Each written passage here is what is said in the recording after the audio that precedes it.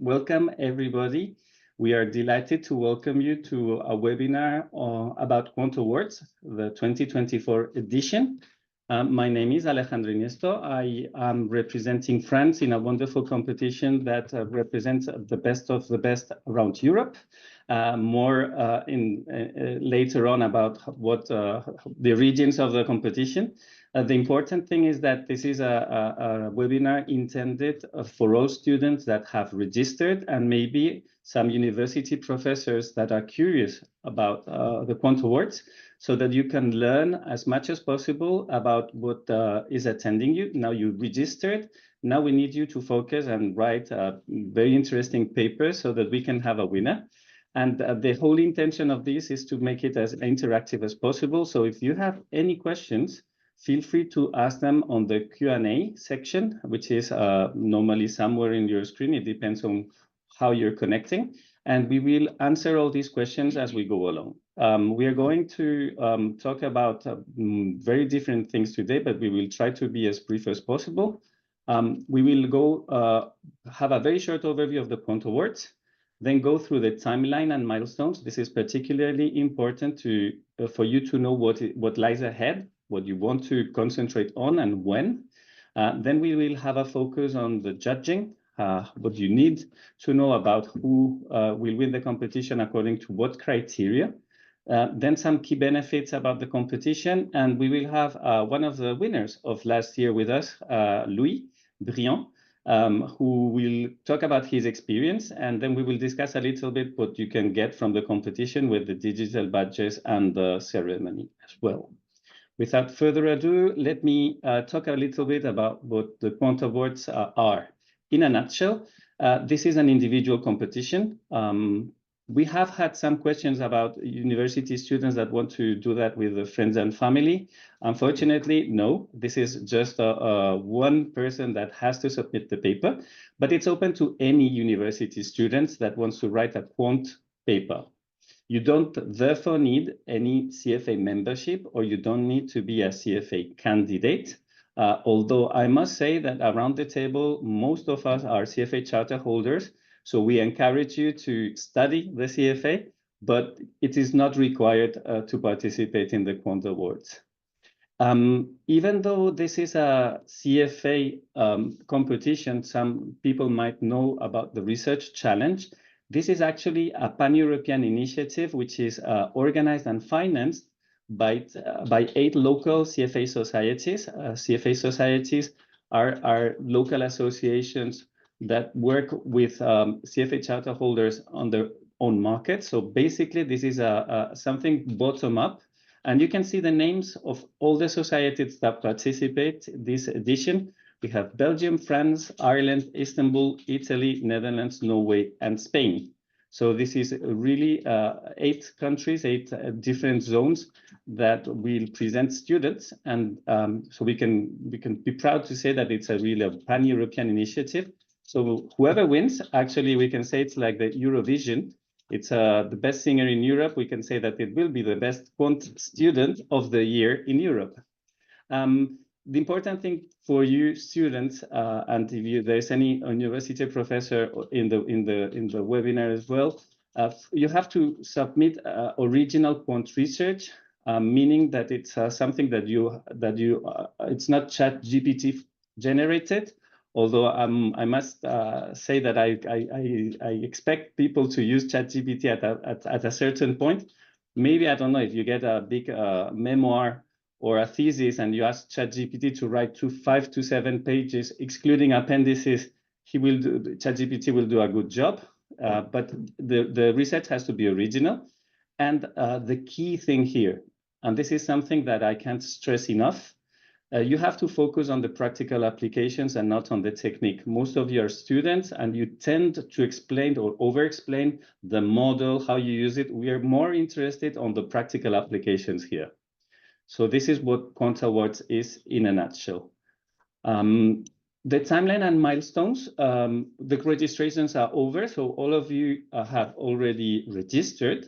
So what we expect from you now is to submit a report, again, 5 to 7 pages long, excluding appendices, before August 31st. This year you have some months before you, and it's summer months, so some students might think that it's better not to work during the summer. Other things that think that they have lots of time during the summer. I think it's not too long, but you can ask Louis about his experience when he started to write, how long it took. But it's safe to say that you have 2 months, which is ample time. Then we will go through the judging, but I'll let Bob explain that afterwards. The most important thing to remember about the judging is that everything is judged anonymously, so no one knows who he is judging, so that there are no biases, and that all the marks are normalized to avoid any biases. And then when we get the judges select the 3 winners, they will be announced in November. And we have 3 quite interesting cash prizes of 2,000, 1,000 and 500 euros respectively. And on top of that, the 3 winners get to go to the country that wins. So if, for example, France wins, the ceremony will take place in Paris. If it's Ireland that wins, the ceremony will take place in Dublin, and so forth. So any of these 8 countries might host the Quand Award ceremony, and all the travel and housing costs are covered. So winners get not only an interesting cash prize, but also the travel and housing costs. So without further ado, I will give the floor to Bob, who will go through the submission and format guidelines. Don't forget to use the Q&A section to ask any questions you might have. Alejandro, Bob is having some login difficulties with the sound, so I think you may keep going for this slide. Okay, I can try to explain it as Bob would do, so very serious, very Dutch-like. So as I said, the most important thing is don't miss the deadline. We have had some cases in the past where candidates actually miss the 1st of August the deadline. So please send the reports before the 31st of August to the awards, quantawards@cfafrance.org. It's quite easy. You have to write it in English, even if the original language is not English. All reports have to be written in English. As I said before, 5 to 7 pages long, excluding appendices. There's some rules that you have to follow. The first one is like the cover page only must contain the title of the paper, but not your name and not the university name, because we want them to be anonymous. So if you're actually signing and with your name or the university name, you're beating the purpose. Please send everything on PDF. Year after year, we receive some submissions in Word, and it's a time-consuming to go back and ask for the correct format. And please also name the PDF file with Quand Awards, and here you use the candidate name and university name, so that we can stock them correctly. But out of this, I mean, everything is easy on the format side. The most important thing, 5 to 7 pages long, and try to focus on the practical side and not so much on the methodology. So now, without further ado, this time I'm handing the floor to Erlend from Norway. Thank you, Alejandro. So when the papers are sent in and the submission deadline has passed, we gather the papers and send a select number of reports to the judges. The papers that the judges receive are random. The papers that each judge receive are random. And the reports are, as Alejandro also explained, anonymized prior to this, so that it should be impossible to identify the author. The judges then evaluate the paper and grade it based on the criteria listed on this slide. I can read them out and just explain them quickly. 30% of the total score is based on applicability and relevance. That is how relevant the report is for the field of quantitative finance. 30% of the score is based on innovation. That is how unique the research is. 30% of the score is again based on accuracy and completeness. And here I would strongly suggest that you double check facts, review the methodology that you use credible sources, proofread, and if you are certain about certain issues, then use your mentor as well. And finally, the presentation counts for 10%. And by that, we mean how well the research is presented in the report. When the judges have scored all submissions, we normalize the results across the judges for fairness. This is so that no judge's score are unfairly high or low, and so that everyone has a fair chance based on the quality of the paper. When we have normalized the scores, we select the 6 best papers and submit them to a super judge. And the super judge will then grade the reports and determine the winners. Erlen, there's a couple of questions. I think we can sort of go, so to be more dynamic, we can answer some of them straight away because they have come on about this first part. One question is, can you explain the model you use to get your empirical results extensively in the appendix, or is the appendix meant for the results only? I can see here. Let's see here. I think you can. The appendix is usually like where you can put basically everything you need to explain the results, right? I think the report should probably just show the methodology that you use, but also the results of it, while everything else can be put out in the appendix. At least that is what has been done previously, if I understood correctly, Alejandro. Exactly. I would just add anything that you need to explain so that people understand without a deep knowledge of the subject, you put it in the 5 to 7 pages. Anything that is very specific, you put it in the appendix. So if it's needed for the comprehension, then you put it in the 5 to 7 pages. If not, go to the appendix. Another question which is around how could one approach submitting an internship report? So I don't know what the internship report format would be like, but for me, the fact that it's an university or an internship report doesn't change a lot. Maybe Louis, you have some idea because you have you're in this situation and actually working on as an intern as well. But for me, the fact that it's an internship report, it would first of all make sure that your employer is okay. But other than that, there is no particular format from an internship report as long as it respects the guidelines of the competition. But if you have anything to add, Louis? No, I agree completely. It can be the same if it's just a thesis for university or a report from an internship, as long as it is quant and it respects the global guidelines of the competition. I think it's okay. And actually, that's what I did.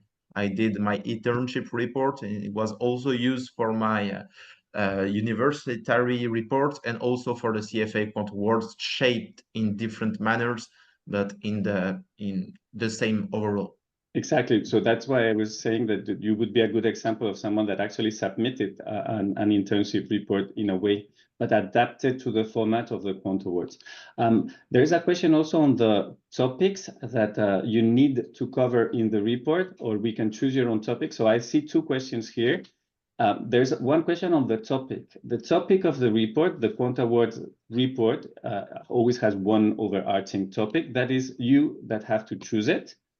And then on the report, if you talk about the structure or the different ways that you can structure the report, then it's free. It depends on what you're writing about. But Thomas will answer a little bit more on those questions around the topics about the mentoring. But it's up to the students to choose the topic. But don't hesitate to ask your university professors if you're stuck or if you're not sure about what way to go. And then there's also another question on the appendix. Are graph regression results and tables part of the appendix or the main report? Again, use the same principle. If you need the graphs, the results, or the tables in order to understand what you're saying, and it's sort of basic information, then it belongs to the main report. And if it's something that you can, that sort of to give a little more context or useful for further reading, then you put it at the end of in the appendix. And then there's also a question on the model weights. If we can keep the decision trees weights as secret, or we should disclose the whole model in the appendix. That's a good question. I don't have an idea if you think that it would be secret, meaning that you don't want to disclose some sort of a competitive advantage. But I think that maybe, Thomas, that you have a view on this question?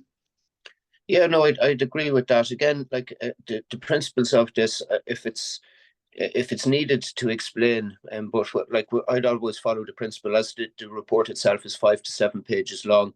You don't want an appendix of 20 pages plus. It's a less is more type situation from that. But yeah, like again, it's the same guiding principles that you'd mentioned already, Alejandro.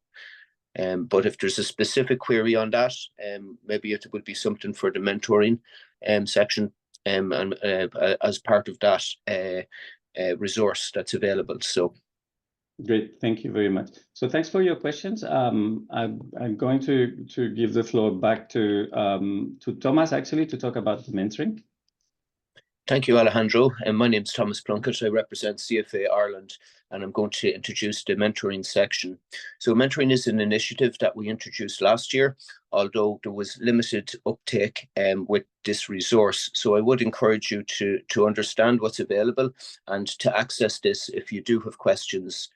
You may request guidelines on how to choose a topic and/or on the format and presentation. You submit your questions to the Quant Awards email address that's given there. And if needed, we'll set up a one-to-one mentoring session with a mentor for a maximum of 1 hour and 1 session per student, per applicant.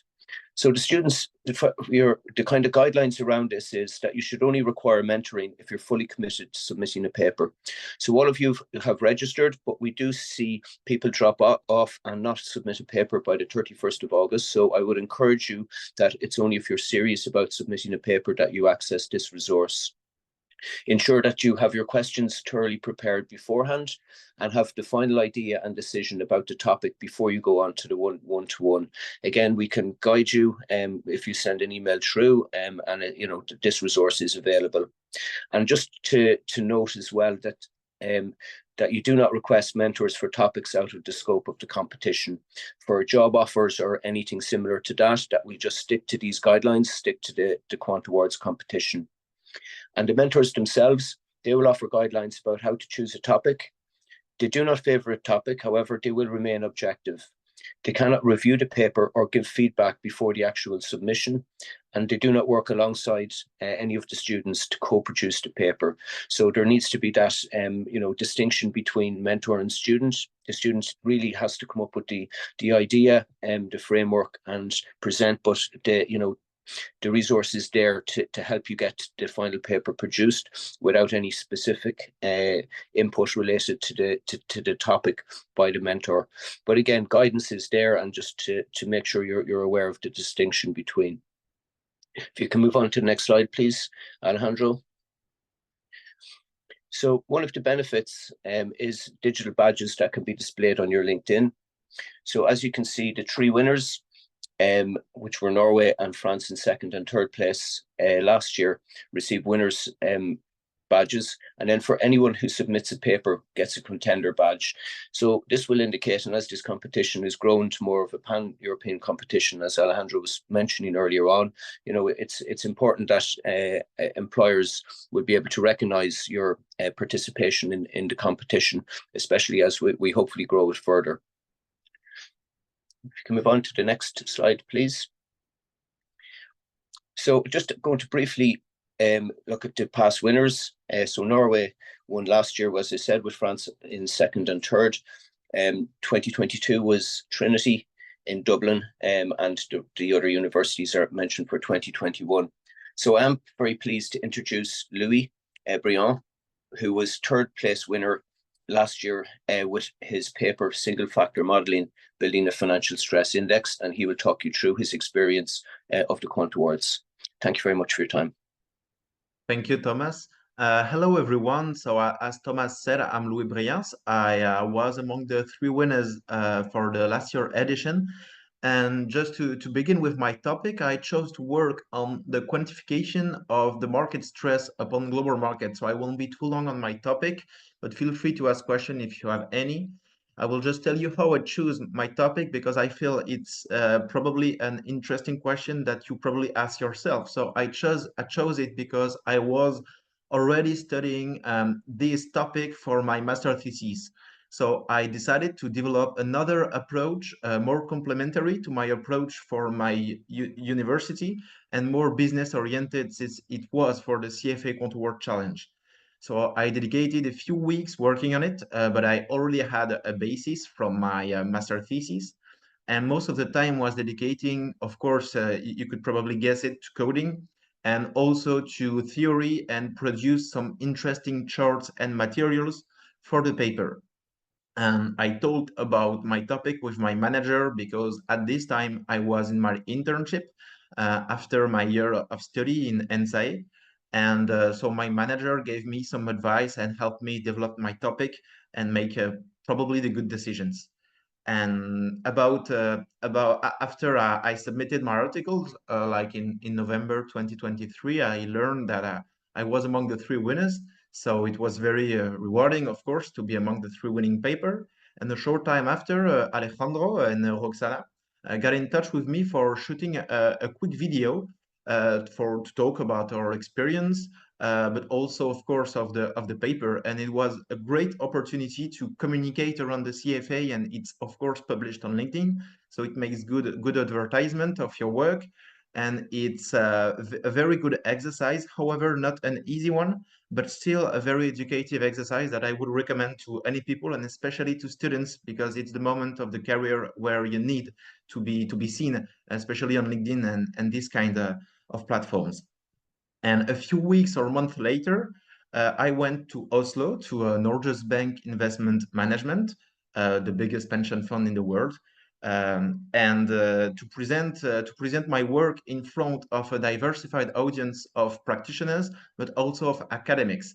So it was a very good opportunity to speak publicly in front of a very large audience of, as I said before, people working in finance and people working in more in the theoretical field, so as academics.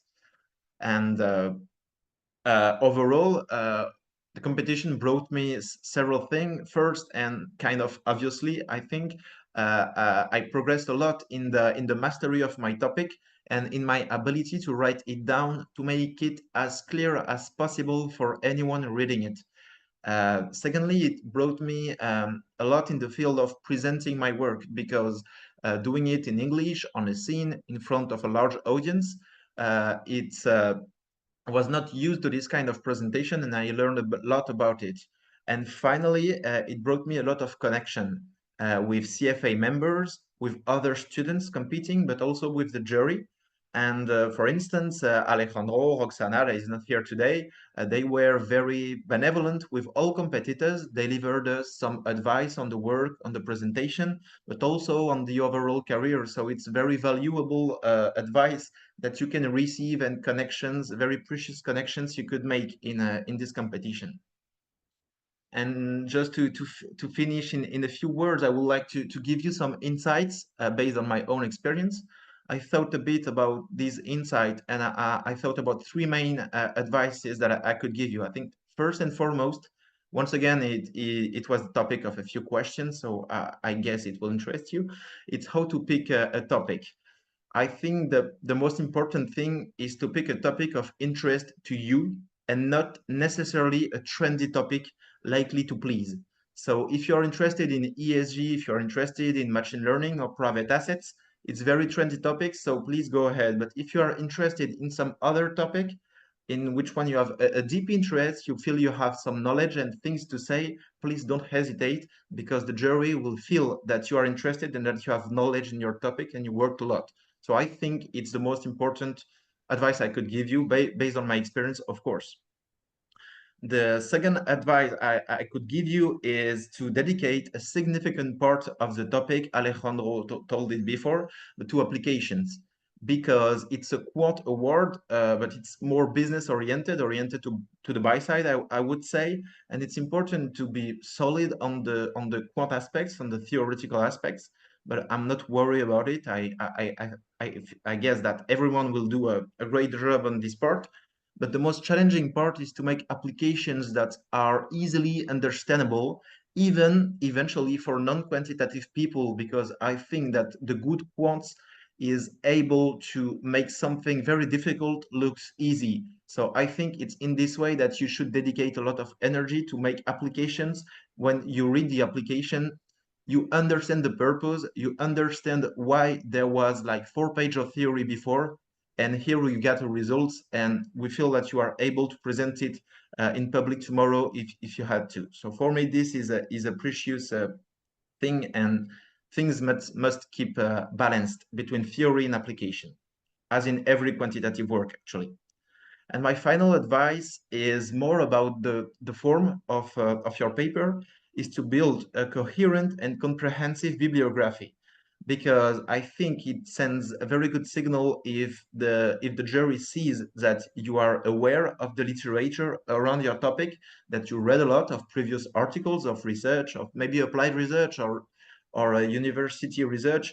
It doesn't matter, but the jury will see that you are aware, and even though you are not doing rocket science, because it's not here like a PhD program, it's important to know everything around your topic and to put it all together, and on the top of it to add your own added value, your own vision. And I think this can make a large difference in the paper, and so it directly translates into a good bibliography, coherent and comprehensive. So that's all for advices I could give you, but if you have any question, please feel free. I will try to do my best to answer. Yeah, now you see why he won. Because it was so complete. Thank you very much, Lee, for sharing all of this. Thank you, Alejandro. I would just add 2 things. The first is that you could read all these papers; they're public, at least the winners. So there was a question on the Q&A. So we will share with everybody the link, but you can access these papers on our websites of the different societies as well. But we will share the link to these papers, or even the papers directly. It's always a good idea to read and to see what has worked in the past. But you will also realize that the themes are very different and the papers are very different. So sometimes papers win because they are very clear and comprehensive, others because they're very complete, and others because they're very original. So again, there's different ways to win, but all of these papers are very high quality. And I think that is one thing. And the second thing that we tend to forget in all of this, and I think that Louis explained it perfectly, is that you have to have fun when you're doing this. So you have to really enjoy what you're doing. So on top of what Louis was explaining, it's a very solitary work when you're writing. You didn't submit it in November because it wouldn't have been received.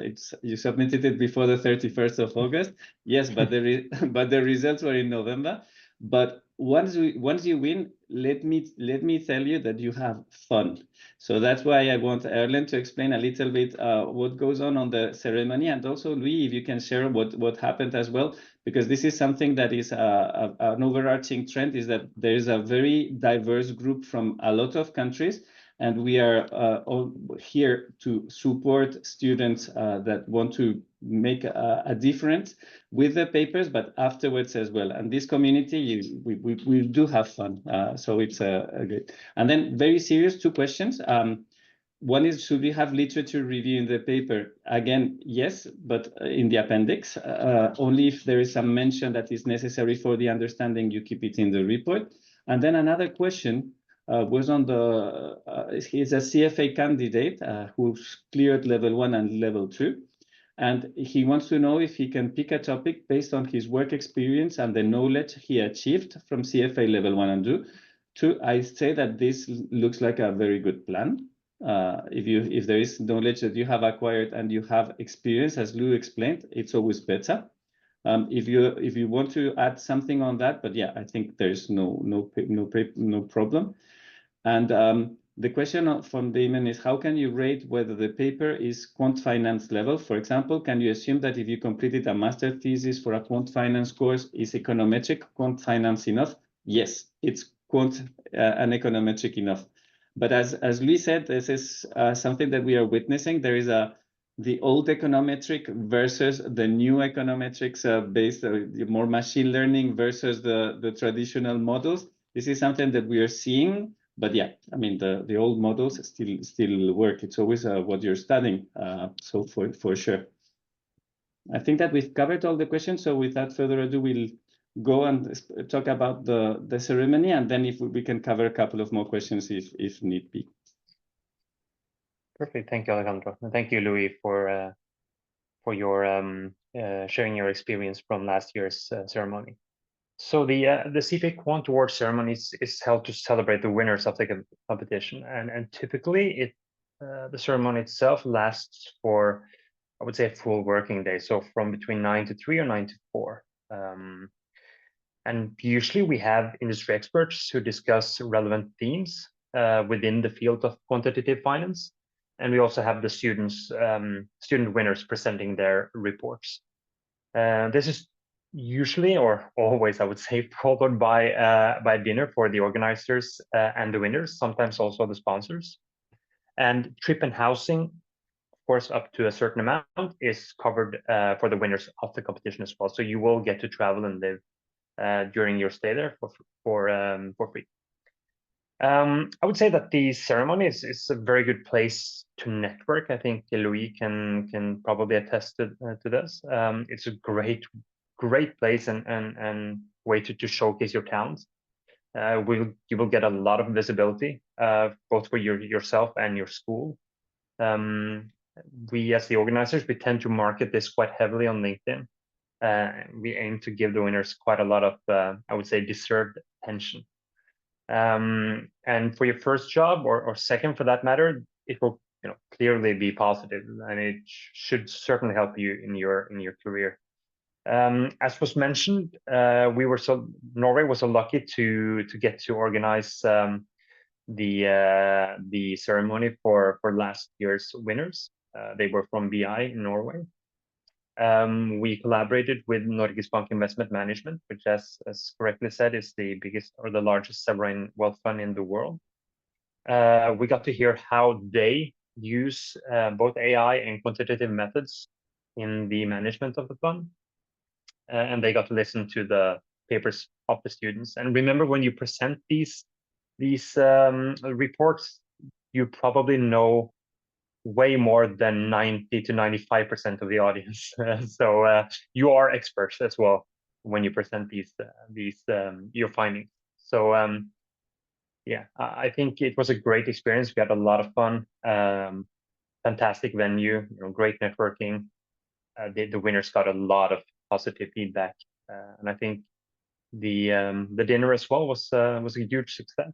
So so it was I think everyone involved had a great experience on the ceremony. I think probably for the year before that as well. I wasn't part of that, so it's hard for me to say, but I would bet that it was as fun.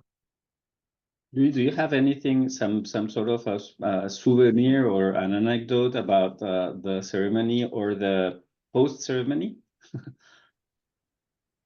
Yes, actually, when we were at the ceremony at NBIM, I had the opportunity to talk with the first speaker.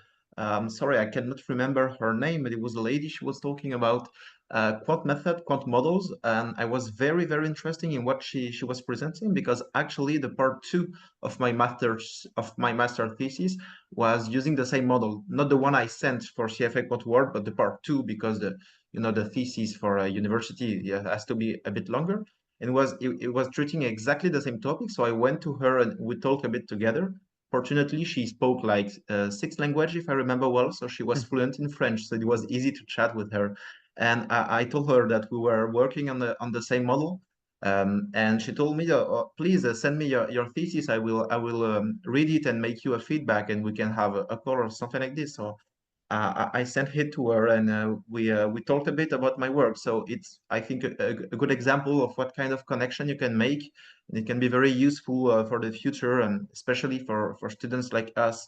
It's a good departure and a good help in the beginning of the career. Okay. Thomas or Erland or even Bob, I think that Bob was having some issues with his microphone, but do you want to add anything around the Quant Award ceremony or anything that we might have missed for the students? No, I don't think so. I think that's Erland and Louis' valuable input from his own experience as a student. We had the privilege of hosting the award ceremony last year in Dublin, and again, it followed a similar, a similar format where we had some very interesting speakers in, networking opportunities, and it was great to have the Quand team and to meet the winners of the competition as well. I think it's valuable experience, and as we're growing the awards as well, it will give more opportunities for some of the other CFA societies also to meet in person. Yeah, I just found it a very positive experience all in all, and I would strongly encourage the students to work on submitting papers. I do think it will benefit you and benefit your careers as with a contender badge, and to say that you have competed in this European competition. Great. Thank you very much, Thomas. So to close the webinar, just a few pointers or a quick reminder. You have until August 31st to submit a 5 to 7 page report written in PDF according to the format that we described. Right now, if you already have the thesis or the theme for the report, go ahead, talk to your professors, find some help, maybe even at work or with friends. If you don't have the topic or you think it's very hard to find one, by all means contact the mentoring opportunity that we're giving you so that we can help you choose it. Submit a paper, even if you're not sure that it's good enough or if you think that it could be better, please go ahead, submit it, you never know. And then if you win, you're in for a treat, because on top of having the opportunity to meet very nice people around Europe, you will go to one of the beautiful cities that are below. I think there's a selection, we only accept countries with nice venues and with nice opportunities to travel. And we would be delighted to spend time with you and get you to know better, as we did, for example, with Louis, because I do remember that, it was very formal, the presentation at NBIM, that they managed 1.3 trillion euros. It was very impressive. But afterwards, we must say that we're talking around a nice glass of wine and getting to know Louis better, his story, why he did that. It was such a pleasure. So I'm looking forward to meeting 3 of you, because normally the ones that are connected are the most motivated. So I'm expecting that one of the 50 people that connected today will be a winner. And let us know if you have any questions along the way. We're here to help you. So thank you very much for joining. There's some questions. Good. So one question is there any recommendation or obligation in type of referencing and citation like APA, or how about using footnotes or endnotes? Do any of you have a view on this? Not that I'm aware of.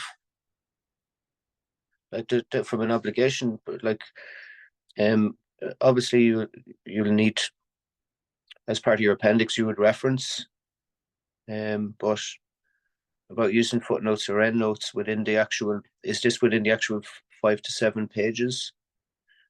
Exactly. I would say there's no obligation.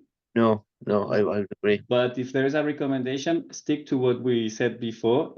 Whatever makes it more clear for the reader, then go for it.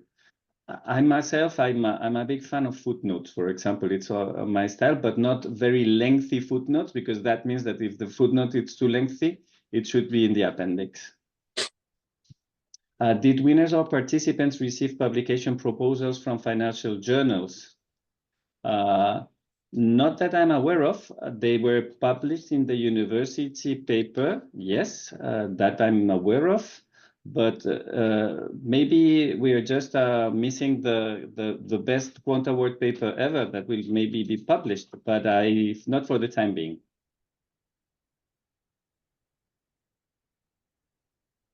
So do we have any further question? Okay, so you will receive the link to the reports, even if we also share them on the chat. We will also send a copy of this webinar. Don't hesitate to share it with your fellow students that could not attend, and maybe even talk with them if they are part of the same university. You can even create some sort of Quant Award group with or other colleagues. Remember that the submission is individual, but it's always useful to share the paper with people, with readers, before you actually submit it, because it's how actually editing works. You submit the paper to someone, he gives you feedback, and then you make it better. So yeah, share among your community, even your university. And as I said, yeah, we're here to help you. So don't hesitate to drop a line and ask any questions about the competition, because we are really looking forward to receiving your papers. Thank you very much, Thomas, Erland, Louis, and Bob, for your presence today. All the other people that make this competition available and for everybody are behind the scenes as well. So thank you to all of the amazing Quant Awards group. And yeah, looking forward to reading your paper soon. Take care. Thank you.